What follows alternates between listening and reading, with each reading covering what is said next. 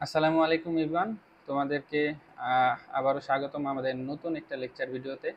তো আমরা এই লেকচার ভিডিওতে আমাদের এইচএসসি আইসিটি বইয়ের আমাদের পঞ্চম অধ্যায় প্রোগ্রামিং ল্যাঙ্গুয়েজ বা প্রোগ্রামিং ভাষা যে চ্যাপ্টারটা আছে ওইটা শেষ করার চেষ্টা করব, এবং এটার যে সিকিউ প্লাস এমসিকিউ গুলো দেখার চেষ্টা করব।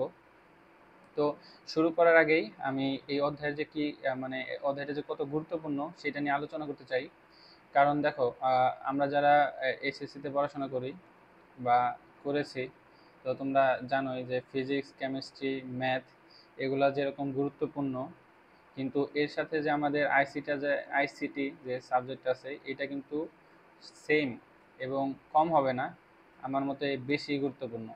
কারণ তুমি যদি ভবিষ্যতে যদি কোনো সিএসসি রিলেটেড বা কম্পিউটার সায়েন্স রিলেটেড কোনো সাবজেক্ট চুজ করতে চাও, তাহলে তোমাকে একটি বেস থাকতে হবে, বেস।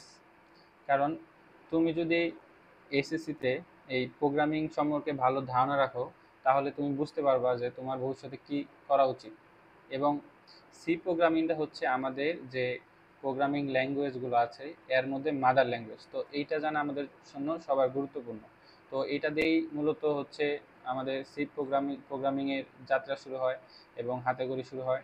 তো তুমি যদি এসএসসি লেভেলেই যদি তোমার সি প্রোগ্রামিং সম্পর্কে বেসিক ধারণা থাকে, তাহলে হয়তোবা তুমি ইউনিভার্সিটি লেভেলে একটু ভালো শাইন করবে, যা অন্য অন্য স্টুডেন্টের চাইতে তোমার পজিশন একটু আপ থাকবে। তো এইটা আমাদের গুরুত্বপূর্ণ সহকারে পড়তে হবে।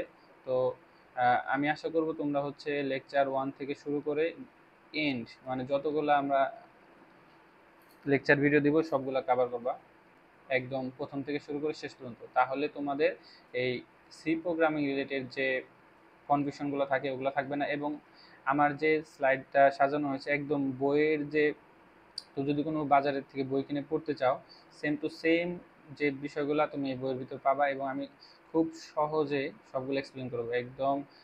আমাদের হচ্ছে প্রোগ্রামিং যে আমরা করব, হ্যাঁ, একদম হচ্ছে উদাহরণ সহ এক্সপ্লেন সহ সব কিছু করে দেবো। তো তোমাদের এটা নিয়ে টেনশন করতে হবে না, শুধু তোমরা আমার এই যে প্লে লিস্টটা আছে এইটা একদম শুরু থেকে শেষ করবা, তাহলে তোমাদের আর এই বিষয়ে কোনো কনফিউশন থাকবে না। এবং আহ, এবং আমাদের যে সিরিজটা আছে এই সিরিজটার সাথে আমরা অনেকগুলো হচ্ছে এমসিকিউ সাথে সিকিউ প্র্যাকটিস করব।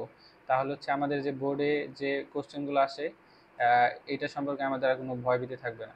তো চলো আমরা শুরু করার আগে, তো এই ভিডিওতে আমরা শুধু দেখব যে আমরা এই সি প্রোগ্রামিং যে অধ্যায়টা আছে বা প্রোগ্রামিং ভাষার যে অধ্যায়টা আছে এটার ভিতরে কি কি আমরা কভার করব, তোমাদের এইচএসসি লেভেলে যে বিষয়গুলো আছে তো ওগুলো আমরা দেখার চেষ্টা করি।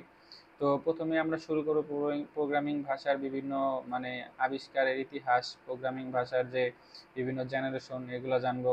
এরপরে প্রোগ্রামিং ল্যাঙ্গুয়েজের যে বিভিন্ন ধরনের ভাগ, নিম্ন স্তরের ভাষা, উচ্চতর স্তরের ভাষা, এগুলো সম্পর্কে ধারণা নিব। এরপরে সুবিধা অসুবিধা দেখব, এর সাথে বিভিন্ন ধরনের পার্থক্য এগুলোও মনে রাখতে হবে। এর পরবর্তীতে আমরা high level language, low level language এগুলোও জানবো।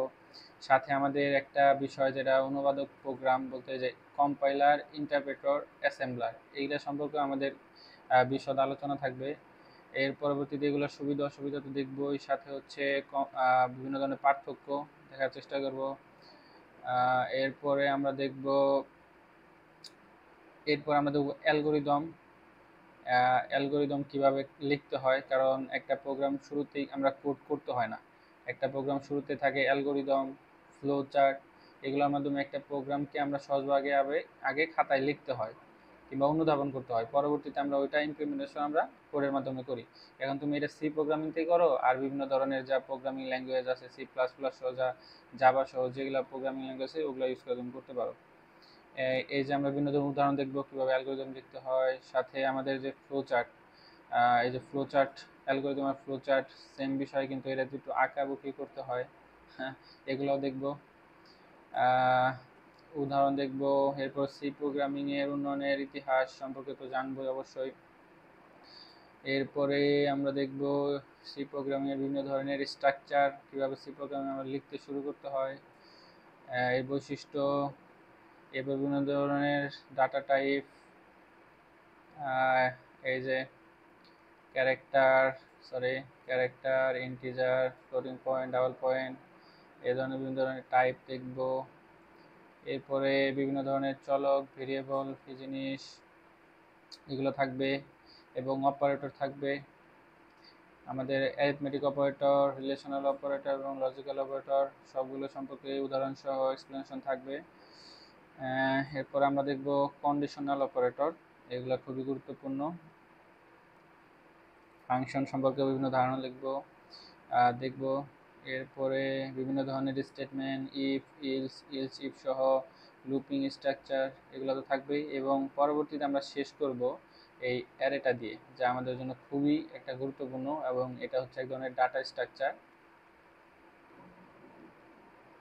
তো এইটা বিষয়ে তোমাদের সম্পর্কে এতটা তোমাদের ধারণা না রাখলে চলবে, কিন্তু তুমি যদি পরবর্তীতে যদি তুমি কম্পিটিটিভ প্রোগ্রামিংগুলো আছে ওগুলো তুমি করো, তাহলে দেখবে এটা কত গুরুত্বপূর্ণ বিষয়। তো আজ এই পর্যন্তই।